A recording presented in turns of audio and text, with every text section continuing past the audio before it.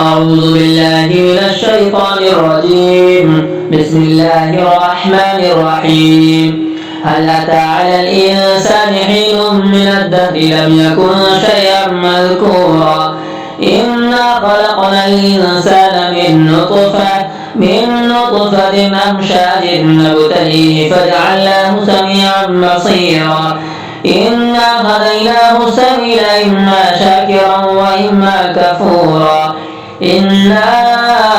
أعتدنا للكافرين سلاسل وأغلالا وسعيرا إن الأبرار يشربون من كأس كان مزاجها كافورا عينا يشرب بها عباد الله يفجرونها تفجيرا يوفون بالنذر ويخافون يوما كان شره مستطيرا ويطعمون الطعام على حبه مسكينا ويتيما واسيرا إنما نطعمكم لوجه الله لا نريد منكم جزاء ولا شكورا إنا نخاف من ربنا يوما عبوسا قمطريرا فوقاهم الله شر ذلك اليوم ولقاهم نضرة وسرورا وجزاهم بما صبروا جنة وحريرا متكئين فيها على الأرائك لا يرون فيها شمسا ولا زمهريرا ودانية عليهم ظلالها وذللت قطوفها تذليلا ويطاف عليهم بآنية من فضة وأكواب كانت قوارير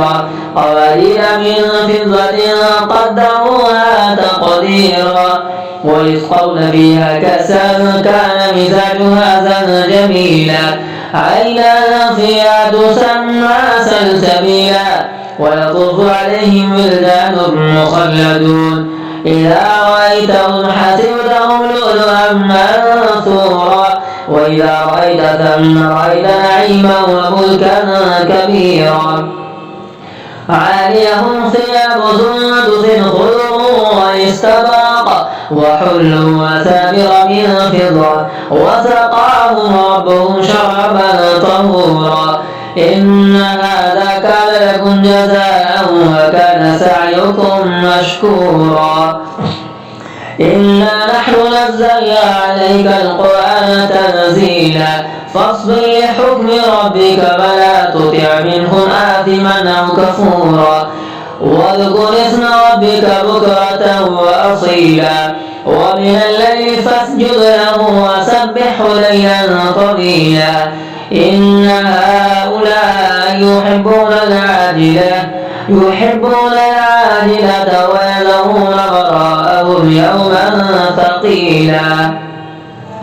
نحن خلقناهم وشددنا أسرهم وإذا شئنا بدلنا أمثالهم تبديلا إن هذه تذكرة فمن شاء اتخذ إلى ربه سبيلا وما تشاءون إلا أن يشاء الله إن الله كان عليما حكيما